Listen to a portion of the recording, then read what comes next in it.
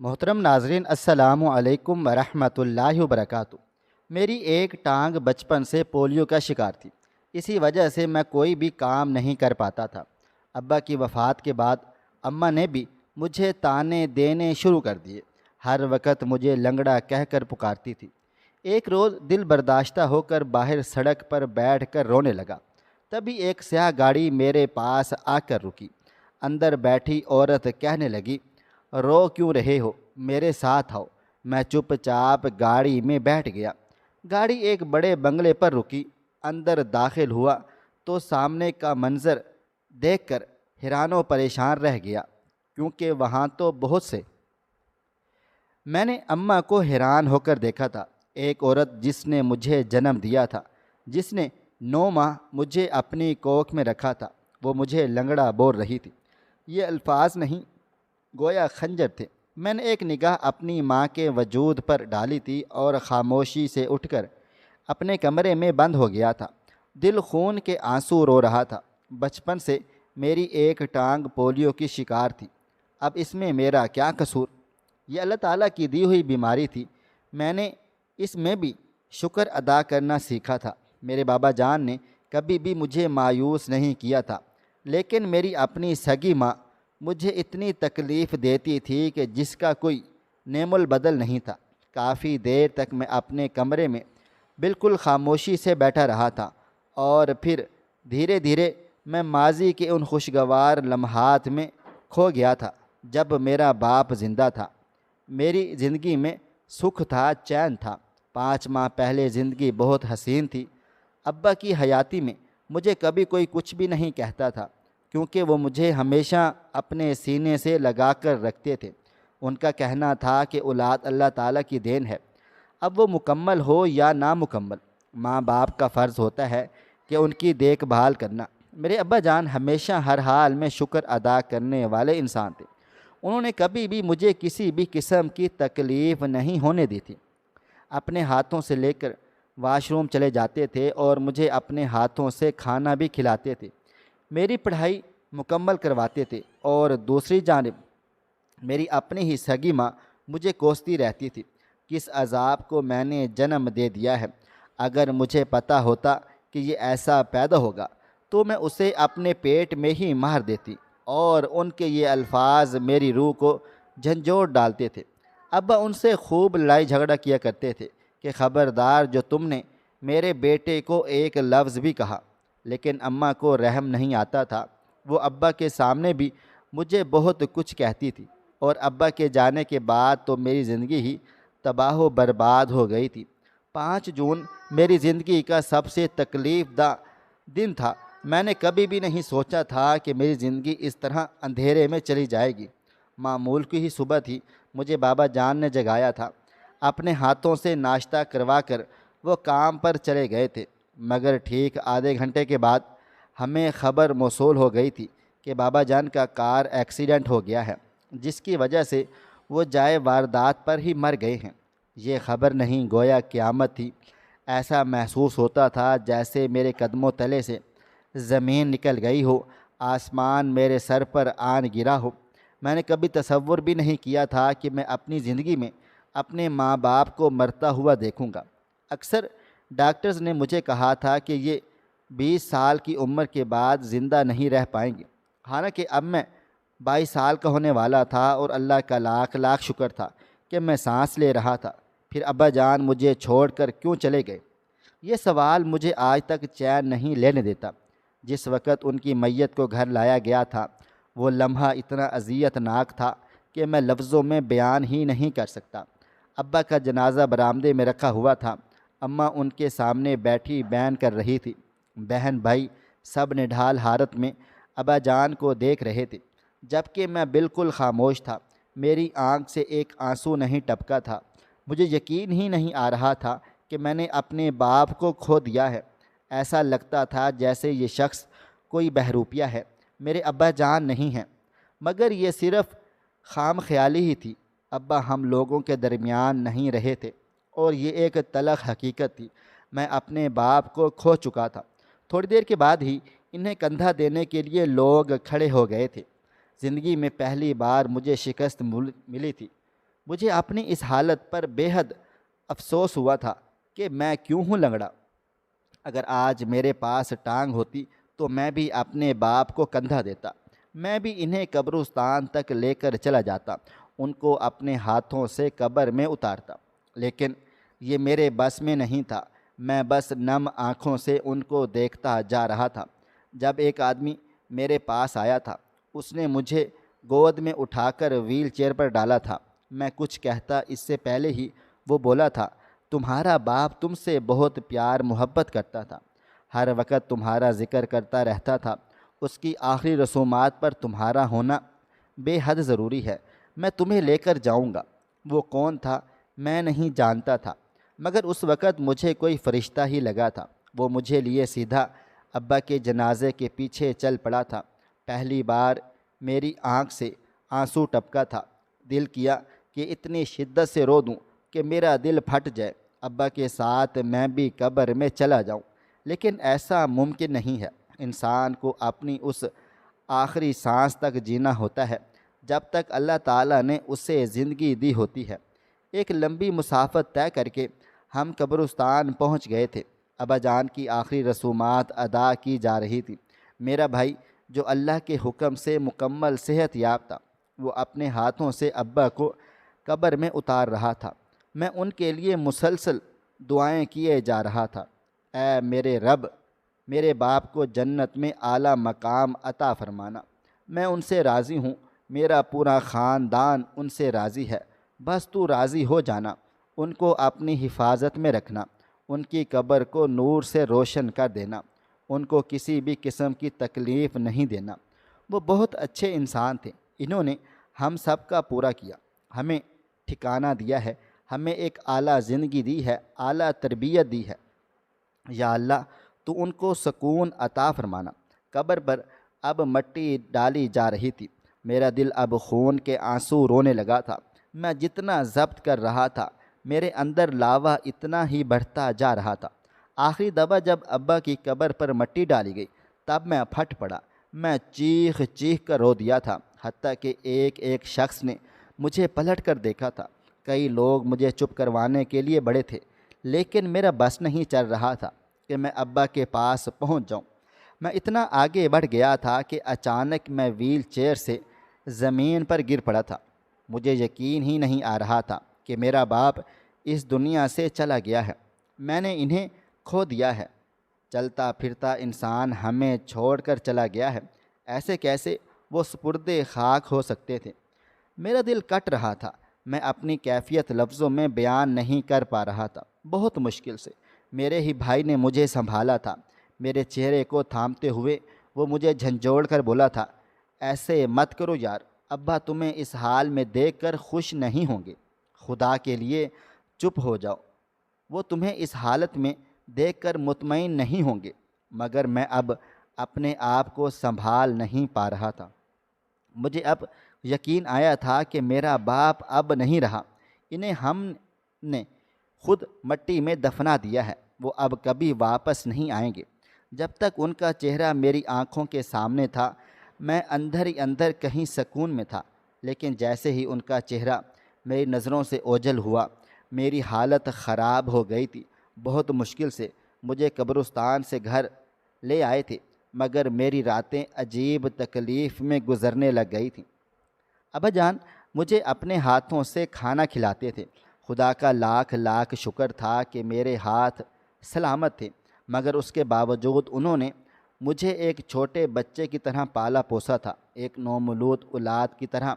ہر وقت وہ میرے آس پاس بیٹھے رہتے تھے۔ ان کا کہنا تھا کہ تو میری سب سے لاڈلی اولاد ہے، میں نے اللہ تعالیٰ سے تجھے بہت منت سماجت کر کے مانگا تھا، میں تجھے اس طرح تنہا نہیں چھوڑ سکتا۔ ان کے یہ الفاظ میری روح کو سکون بخش دیتے تھے۔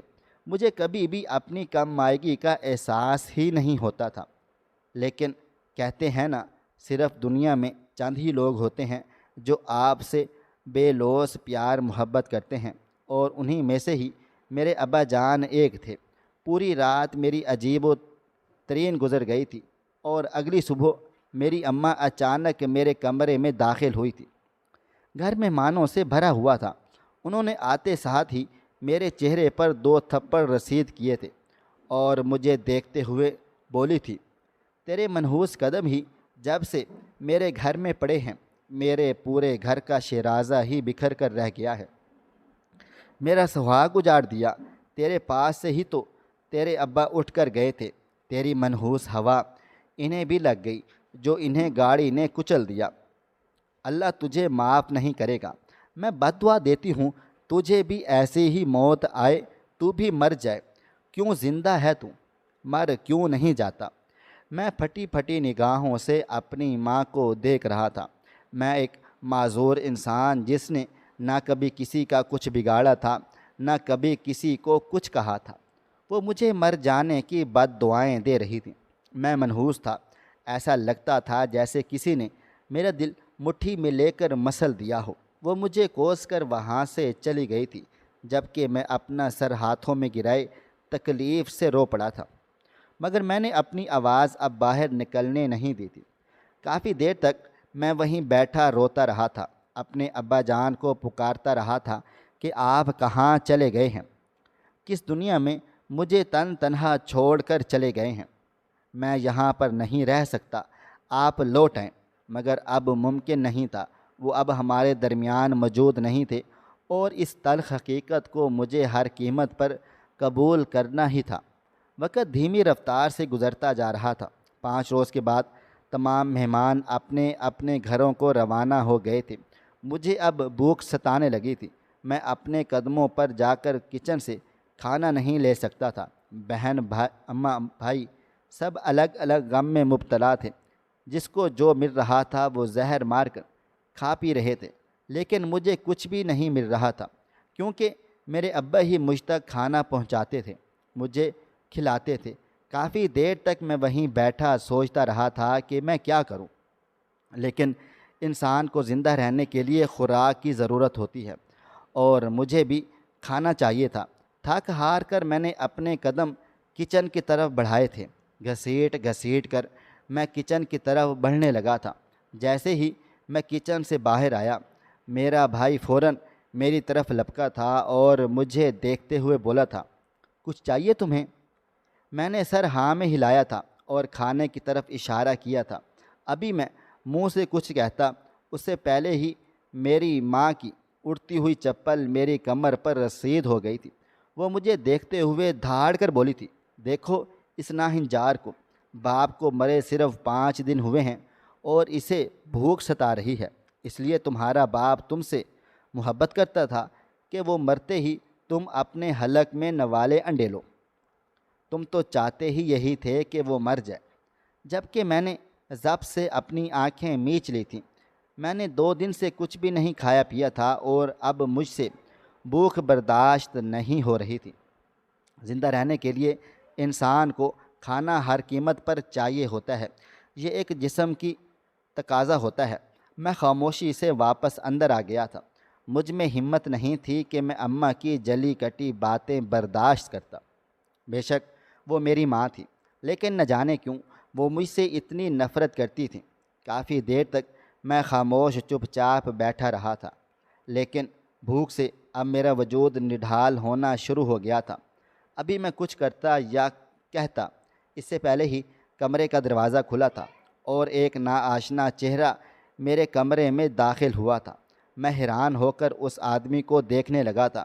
یہ وہی شخص تھا جس نے مجھے ویل چیئر پر ڈال کر ابا کی آخری رسومات دکھائی تھیں، اور اب اس کو اپنے گھر میں دیکھ میں واقعی حیرت سے گنگ رہ گیا تھا۔ وہ میرے آگے کھانا رکھتے ہوئے بولا تھا، تمہاری اماں ابھی صدمے میں ہیں، ان کی باتوں کا برا نہیں منانا، وہ تم سے بہت پیار کرتی ہیں، بس ابھی غم زدہ ہیں۔ یہ کہتے ہی اس نے نوالا توڑا تھا اور میرے منہ میں ڈالا تھا۔ میرا دل چاہ رہا تھا کہ میں اس آدمی سے پوچھوں کہ تم کون ہو، میرے گھر میں کیسے آئے ہو، مگر میں کچھ نہیں بول پایا تھا۔ پتہ نہیں کون تھا وہ جو میرے اتنے قریب آ رہا تھا۔ میں نے خاموشی سے پوری روٹی کھائی تھی اور پھر وہ مجھے پانی پلا کر کھڑا ہو گیا تھا۔ اچانک میں نے اس کی طرف دیکھتے ہوئے اپنے حلق سے آواز نکالی تھی، آپ کون ہو؟ ایک لمحے کے لیے وہ ٹھہرا تھا، پلٹ کر مجھے مسکراتی ہوئی نگاہوں سے دیکھا اور کمرے سے چلا گیا تھا۔ میں فوراً گھسیٹ کر باہر آیا تھا، لیکن وہ جا چکا تھا۔ میں خاموشی سے واپس کمرے کے اندر آ گیا تھا۔ وقت دھیمی رفتار سے گزرتا جا رہا تھا۔ ابا کا 40واں ہو گیا تھا، لیکن حالات پہلے جیسے ہی تھے۔ اماں، بھائی، بہن، کوئی مجھے نہیں دیکھتا تھا۔ اب میں نے دھیرے دھیرے کھانا نکالنا، کھانا سب کچھ پکا لیا تھا، سیکھ لیا، کیونکہ ہر وقت کوئی بھی میری مدد کے لیے میسر نہیں ہو سکتا تھا۔ دنیا باپ کی طرح رحم دل نہیں ہوتی۔ دنیا میری ماں کی طرح ظالم ہوتی ہے، جسے اپنی اولاد کی تکلیف تک نظر نہیں آتی۔ وہ ایسا کیوں کرتی تھی؟ آخر وجہ کیا تھی؟ میں اس بات سے مکمل طور پر نا واقف تھا۔ وقت اور تیزی سے گزرا تھا اور دن مہینوں میں تبدیل ہو گئے تھے۔ ابا کے انتقال کو آج 5 ماہ ہو گئے تھے، اور یہ 5 ماہ میری زندگی کے سب سے بدترین مہینے تھے۔ میں نے ایسی تکلیف دہ زندگی کبھی بسر نہیں کی تھی۔ میں نے ہمیشہ ٹھاٹھ باٹھ سے زندگی گزاری تھی۔ مجھے کبھی محسوس ہی نہیں ہوا تھا کہ میں لنگڑا ہوں۔ میری ٹانگ پولیو کا شکار ہے۔ میرے ابا نے مجھے تعلیم تک دلوائی تھی۔ میں نے 10ویں تک تعلیم حاصل کی تھی۔ میرے ابا مجھے بورڈ میں بھی لے کر گئے تھے۔ وہاں بیٹھ کر میں نے امتحان تک دیا تھا۔ میں آگے بھی پڑھنا چاہتا تھا، اور ابا جان کی بھی خواہش تھی، لیکن اماں نے بے وجہ کا فساد کھڑا کر دیا تھا کہ اس پر پیسہ خرچ کر کے ہمیں حاصل کیا ہوگا؟ یہ پولیو کا شکار ہے، گھر میں ہی پڑا رہے گا۔ اگر پیسہ خرچ کرنا ہے تو اپنی ان 2 اولادوں پر کرو جو مکمل طور پر صحت یاب ہیں۔ جبکہ ابا جان نے اماں کو سختی سے ڈانٹ دیا تھا کہ فضول گوئی نہ کیا کرو، میرا بچہ ٹھیک ہے، بس یہ اللہ کا حکم ہے اور میں اللہ تعالیٰ کے حکم کی پاسداری کرتا ہوں۔ اگر اسے شوق ہے تو میں اسے تعلیم دلواؤں گا۔ ابا نے مجھ سے وعدہ کیا تھا کہ وہ اس مہینے ہونے والے ایڈمیشن میں میرا بھی ایڈمیشن کروائیں گے، مگر خدا کو کچھ اور ہی منظور تھا۔ میرا باپ میرے پاس زندہ ہی نہیں رہ پایا تھا۔ کافی دیر تک میں کمرے میں بیٹھا اسی بارے میں سوچتا رہا تھا۔ نہ جانے میرے دل و دماغ میں کیا سمائی کہ میں اپنی جگہ سے دھیرے دھیرے کھڑا ہونے لگا تھا۔ ایک پاؤں کے سہارے میں نے گھر سے باہر کی راہ لی تھی۔ میں گھر میں بیٹھ کر اماں جان کی ڈانٹ پھٹکار اور ان کی جلی کٹی نہیں سن سکتا تھا۔ میں اب تھک چکا تھا۔ میرا دل چاہتا تھا کہ میں بھی مر جاؤں، میری بھی سانس رک جائے۔ مجھ میں اب جینے کی تمنا ختم ہو گئی تھی۔ خوشی ہی محسوس نہیں ہوتی تھی، نہ غم لگتا تھا۔ ایسا لگتا تھا جیسے سب کچھ نارمل ہے۔ رشتے ٹوٹ گئے تھے، میرے اور سب کے درمیان ایک فاصلہ قائم ہو گیا تھا، مگر میں اکیلا مطمئن تھا۔ مجھے کوئی نہیں چاہیے تھا، مجھے صرف ابا چاہیے تھے۔ اگر وہ مل جاتے تو میں واپس ٹھیک ہو جاتا۔ دیوار کا سہارا لیتے لیتے میں مین روڈ پر نکل آیا تھا۔ مجھے خود معلوم نہیں تھا کہ میں یہاں کیسے پہنچا۔ شاید اللہ تعالیٰ نے پہنچایا تھا یا میرے ابا کی مدد تھی۔ آج تک میں اپنے ایک پاؤں پر واش روم نہیں جا پاتا تھا، لیکن آج میں مین روڈ پر آ گیا تھا۔ تھک ہار کر میں وہیں فٹ پاتھ پر بیٹھ گیا تھا، خاموش نگاہوں سے گزرتی ہوئی گاڑیوں کو دیکھے جا رہا تھا۔ ایک لمحے کے لیے دل کیا کہ اپنی جگہ سے کھڑا ہو کر ان گاڑیوں کے سامنے آ جاتا ہوں، بالکل ابا کی طرح، اور اس دنیا سے ہمیشہ کے لیے چلا جاتا ہوں۔ لیکن ابھی یہ بھی ممکن نہیں تھا۔ ابھی میری زندگی لکھی ہوئی تھی، میں کچھ بھی کر لیتا۔ ابھی مجھے اس تلخ زندگی میں جینا تھا۔ نہ جانے کیوں مجھے اب رونا آنے لگا تھا۔ آنکھوں سے آنسو بھل بھل بہنے لگ گئے تھے۔ یہ لنگڑا لفظ مجھے بہت تکلیف دے رہا تھا۔ اچانک ہی میں نے اپنی آنکھوں پر ہاتھ رکھ لیا تھا اور ہچکیوں سے زاروں قطار رونے لگا تھا۔ چند لمحے گزرے تھے جب اچانک میرے سامنے ایک کالی چمچماتی ہوئی گاڑی آ کر رکی تھی۔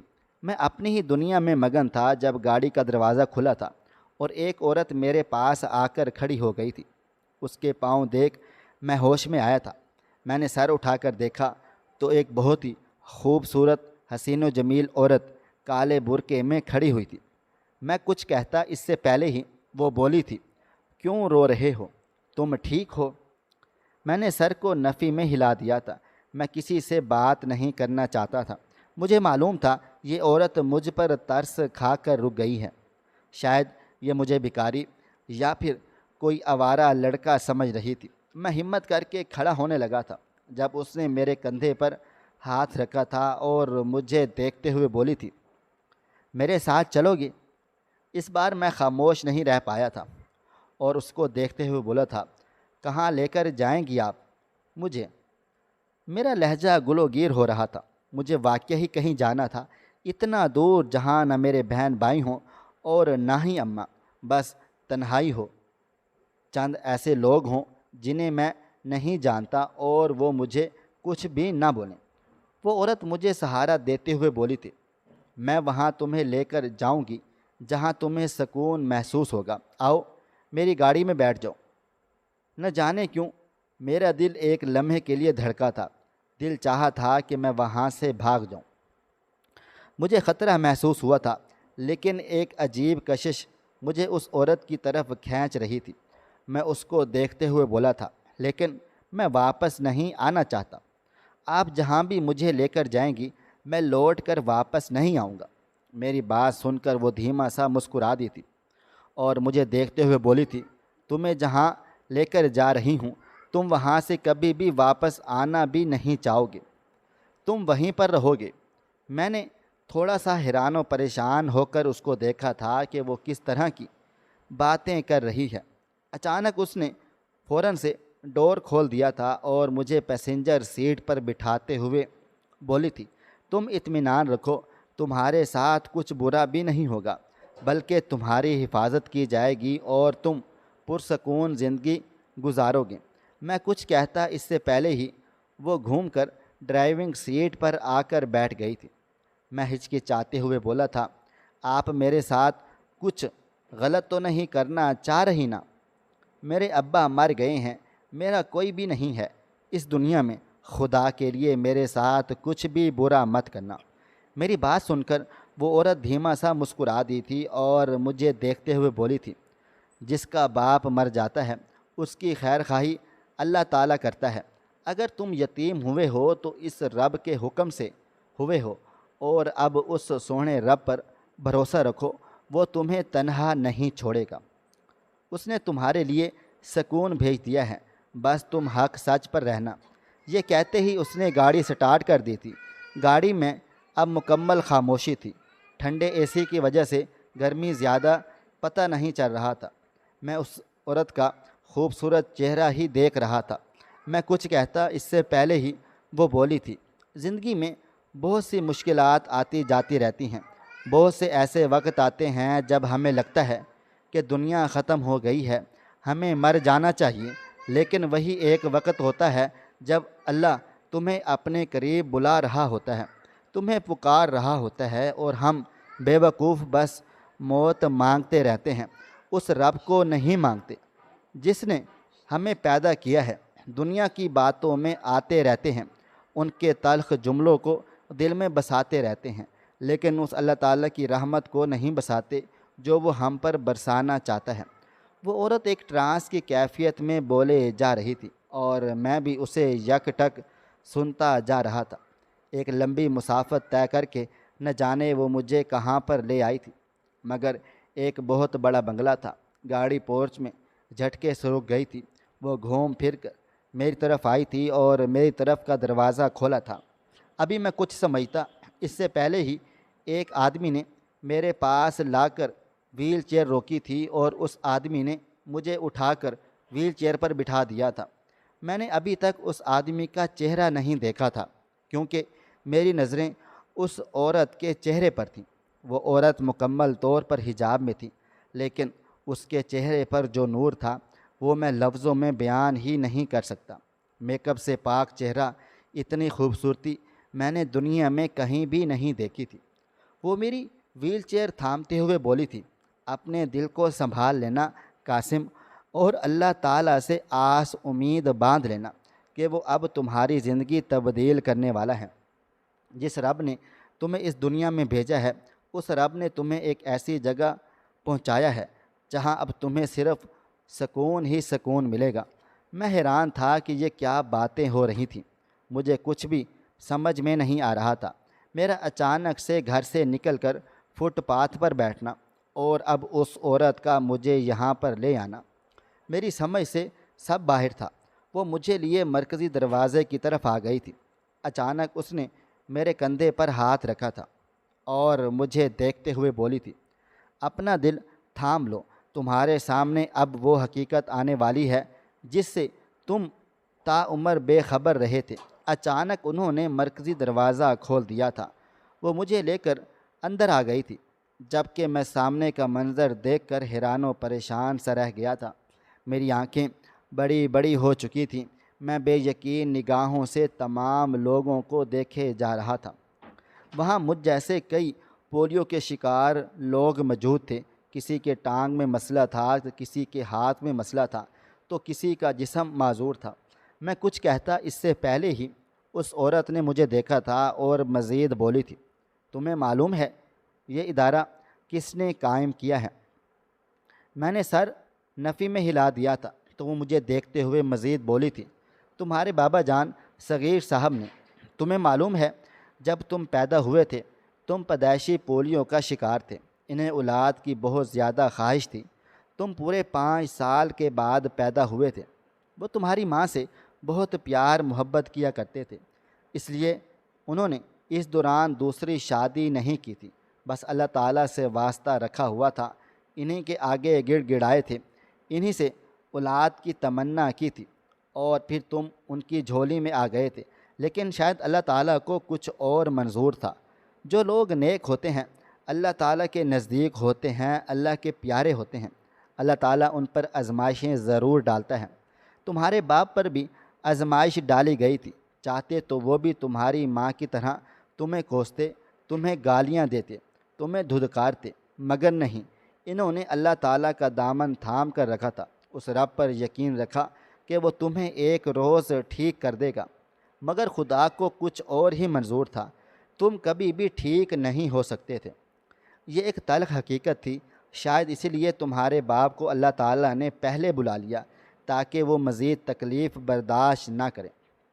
کیا پتہ تمہارے باپ کی کون سی ادا اللہ تعالیٰ کو پسند آ گئی تھی، جبھی انہوں نے چاہا ہی نہیں کہ وہ کوئی دوسرا گناہ کر سکے۔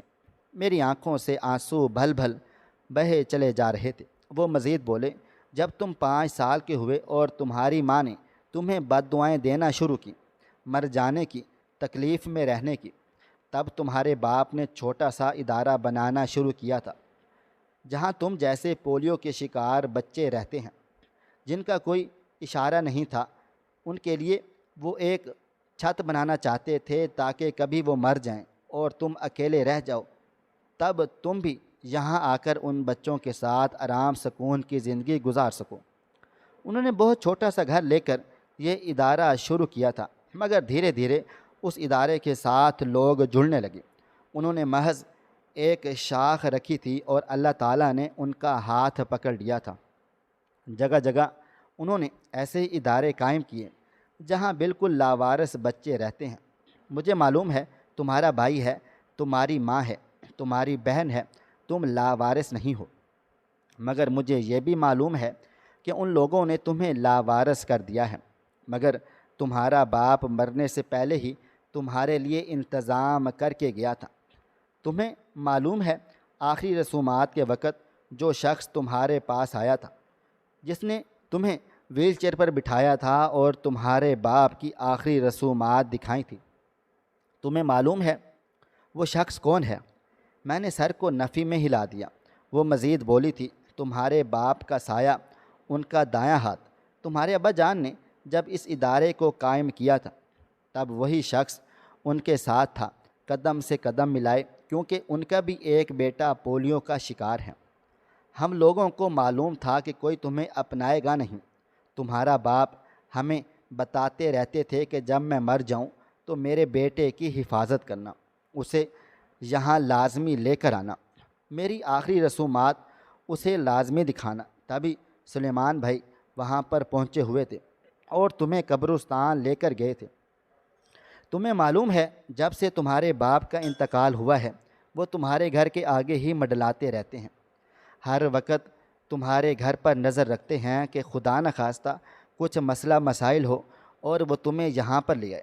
اس روز جب تمہاری ماں نے تمہیں چپل دے ماری تھی تب بھی وہ وہیں پر موجود تھے، اور جیسے ہی انہیں اس بات کی خبر ہوئی وہ فوراً بنا سوچے سمجھے تمہارے گھر میں داخل ہو گئے تھے اور تمہیں اپنے ہاتھوں سے کھانا بھی کھلایا تھا۔ یہ سب کچھ اللہ تعالیٰ کا کرم ہے کہ تمہارے باپ کے دل میں پہلے سے ہی یہ بات آ گئی تھی کہ تم ان کے مرنے کے بعد محفوظ ہاتھوں میں نہیں رہ پاؤ گے۔ تمہیں معلوم ہے یہ بچے دن رات تمہارے باپ کے لیے دعائیں کرتے ہیں، ان کو ایصال ثواب پہنچاتے ہیں، کیونکہ ان کی وجہ سے ہی آج یہ سب سکھ چین میں ہیں، اور اب تم بھی آرام سکون میں رہو گے۔ اس عورت کی بات سن کر میرا دل پھٹ رہا تھا، ایسا لگتا تھا جیسے میرا جسم ریزہ ریزہ ہو چکا ہے۔ ابا جان نے میرے لیے ایسا کیا کہ میں سوچ بھی نہیں سکتا تھا۔ کیا میں اتنا اہم تھا؟ کیا میری اتنی ابا جان کی نظر میں اہمیت تھی؟ میں اپنے تمام غم بھول گیا تھا۔ میری ماں نے مجھے کیا بولا تھا، انہوں نے مجھے کتنا مارا تھا، کیا کچھ میرے ساتھ کیا، اس 5 مہینے میں ہوا، میں سب فراموش کر گیا تھا۔ مجھ سے بھی بدتر حالت میں لوگ وہاں موجود تھے، میں ان سب کو دیکھ کر عبرت حاصل کی تھی اور اللہ تعالیٰ کا لاکھ لاکھ شکر ادا کیا تھا کہ میں ٹھیک حالت میں ہوں۔ میں نے اللہ تعالیٰ کی رسی تھام لی تھی۔ تکلیف میں ہونے کے باوجود بھی 5 وقت کی نمازیں پڑھتا تھا اور اپنے باپ کو روز ایصال ثواب پہنچاتا تھا، کیونکہ ان کی بدولت ہی میں آج پرسکون جگہ پر بیٹھا ہوا تھا۔ مجھے نہیں معلوم میری ماں یا میرے بہن بھائیوں نے مجھے تلاش کیا تھا یا نہیں، مگر اب میں ان سب کو یاد نہیں کرتا، کیونکہ ان لوگوں نے مجھے کوئی بھی سکھ نہیں دیا تھا۔ بے شک ہر آزمائش کے ساتھ آسانی ہے، بس ہمیں اپنے سونے رب پر بھروسہ رکھنا چاہیے۔ ناظرین، آپ کو ہماری آج کی کہانی کیسی لگی؟ کومنٹ باکس میں اپنی رائے کا اظہار کریں۔ خواہش صرف اتنی ہے کہ کچھ الفاظ لکھوں جس سے کوئی گمراہی کے راستے پہ جاتے جاتے رک جائے، اور نہ بھی رکے تو سوچ میں ضرور پڑ جائے۔ پیارے دوستو، امید کرتا ہوں کہ آپ کو یہ ہماری کہانی پسند آئی ہوگی۔ کہانی پسند آئی ہو تو ویڈیو کو لائک کریں، کومنٹس کریں، شیئر کرنا بالکل بھی نہ بھولیں، اور ہاں، اگر آپ لوگ اس چینل پر نئے ہیں تو اس چینل کو سبسکرائب ضرور کر لیجیے گا اور نوٹیفیکیشن کو ضرور دبا دیجیے گا تاکہ آنے والی کہانی سب سے پہلے آپ کو مل سکے۔ ملتے ہیں کل ایک نئی اور دلچسپ کہانی کے ساتھ، تب تک اپنا ڈھیر سارا خیال رکھیے گا۔ اللہ حافظ۔